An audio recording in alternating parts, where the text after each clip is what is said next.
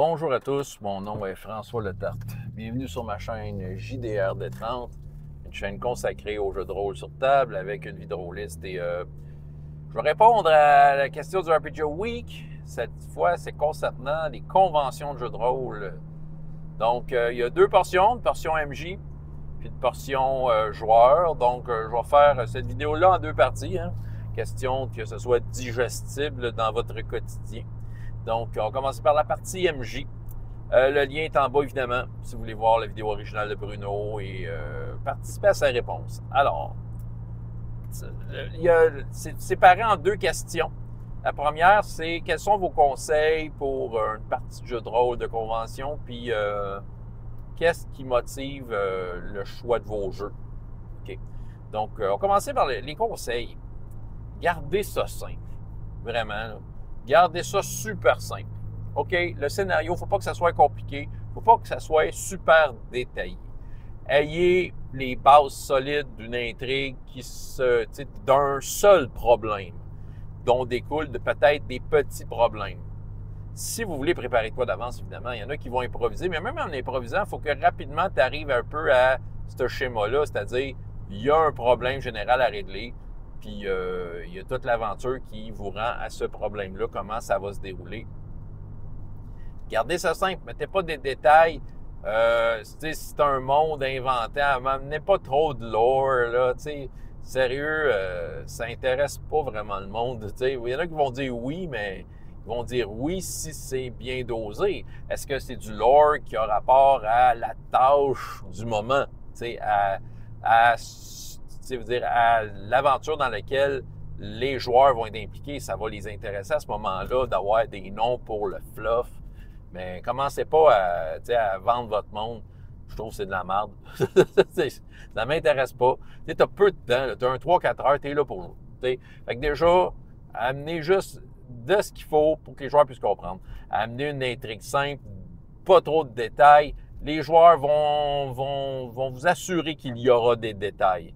Parce qu'ils vont se mettre les pieds dans les plats dans des moments peut-être que vous aviez prévu qui n'étaient pas si importants, mais soudainement, ça devient un enjeu énorme à cause de niaiseries que les joueurs ont fait. Puis il faut quand même les suivre là-dedans, il faut quand même leur donner le libre arbitre d'essayer ce qu'ils veulent, d'essayer la niaiserie qui leur tente.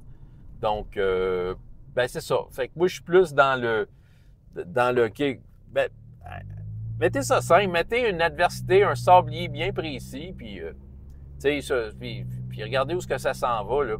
C'est ça, ça va être amusant, ça va vous enlever du poids de ne pas avoir une trop grosse intrigue, c'est ça. Vous faites juste exposer un problème, mettre quelques obstacles génériques en chemin, je vous jure que les joueurs vont se mettre les pieds dans les plats, puis c'est ça, les détails, ils vont apparaître d'eux-mêmes. Ensuite, si c'est un scénario que vous avez eu la chance de pratiquer, prenez-le. Si vous avez un scénario que vous aimez et que vous avez eu la chance de le pratiquer plusieurs fois, c'est sûr que ça va bien rouler. Puis si vous l'aimez, ça va paraître. C'est ça. Parce que justement, ce qui est important à savoir du scénario, c'est quoi le problème, c'est quoi le problème du jour. Vous allez voir, vous allez une meilleure maîtrise du sablier. Puis les joueurs, peu importe ce qu'ils font, vous allez pouvoir jouer avec votre scénario, ajouter, enlever des choses. Puis ça devrait bien se dérouler, c'est ça. Quel autre conseil que je peux avoir? Moi, je pense que c'est ça. C'est plus au niveau de la préparation, du choix de votre scénario que vous voulez faire.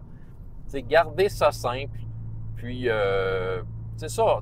Gênez-vous pas de modifier votre scénario. Si vraiment, vous autres, c'est important, la rencontre finale, mais pavez le chemin des joueurs un peu plus facilement, de façon subtile, pour qu'ils prennent ce qu'ils ont besoin pour l'affrontement final.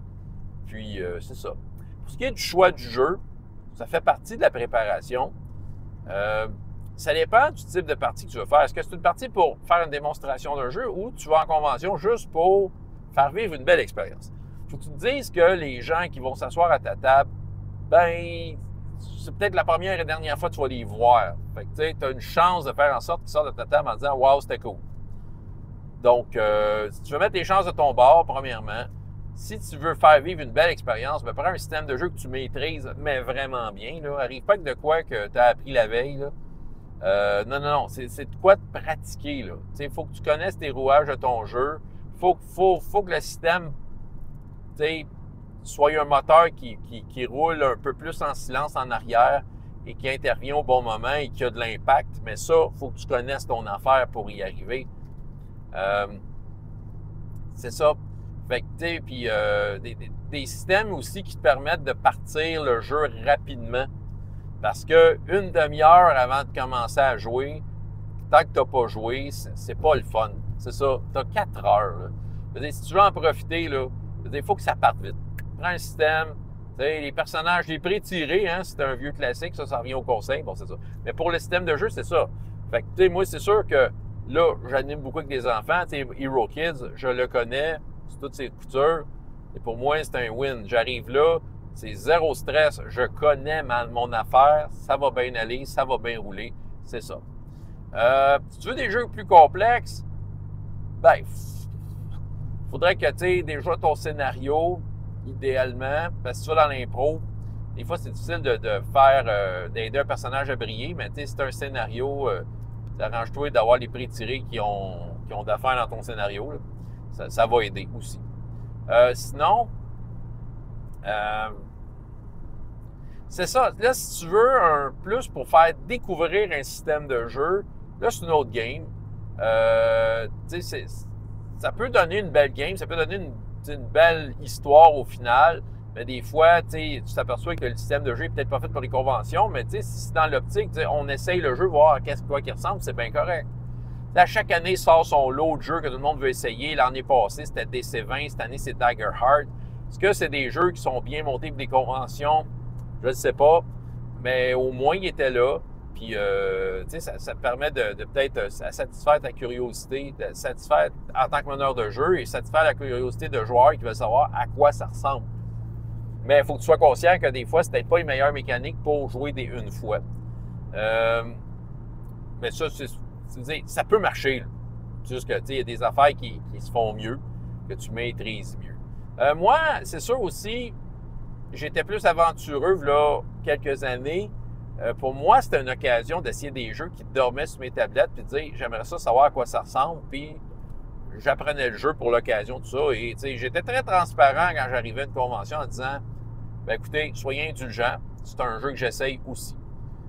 J'ai fait des belles découvertes, j'ai fait des affaires que j'aimais moins. Je pense un des derniers gros jeux que j'ai amené de même, c'était Star Wars, la version de Fantasy Flight avec les idées spéciales, puis pour m'apercevoir que j'aimais pas ça pantoute. Oh boy! J'ai pas vraiment trippé sur ce système-là. Je comprends l'idée derrière, mais c'était pas vraiment super. Mais au moins, je suis content de l'avoir essayé. C'est ça. Puis, je prenais le scénario qui était dans le livre, mais il a fallu que je le tronque un peu parce que c'était beaucoup trop long. Mais il faut dire qu'il y a une moitié de scénario qui était plus détaillée parce qu'elle avait une belle map puis tout. L'autre moitié, c'était comme un peu, ben faites ce que vous voulez. Ça ressemblait un petit peu à ça.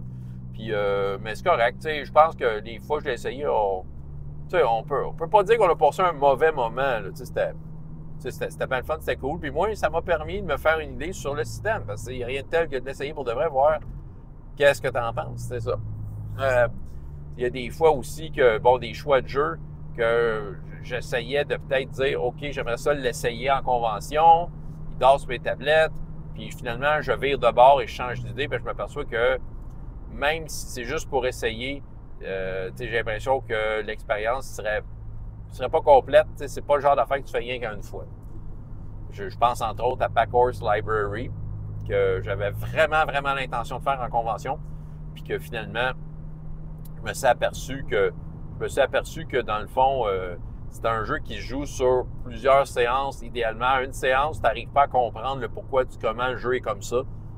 Puis c'est ça, mais j'avais pas nécessairement non plus l'intention de partir d'une campagne. J'avais pas vraiment le temps. Fait que c'est ça, j'ai comme un peu abandonné le projet. C'est correct, je l'ai lu, hein, on s'entend, j'ai quand même pris le temps de regarder le livre et de m'informer c'était quoi. Mais c'est ça, les choix de jeu, je pense que c'est ça, c'est un peu ce qui peut motiver. C'est ce que je vais vous raconter pour cette première portion. François Letarte, JDR des 30, et jusqu'à la prochaine fois. Ayez autant de plaisir dans la vie que dans les jeux. Au revoir.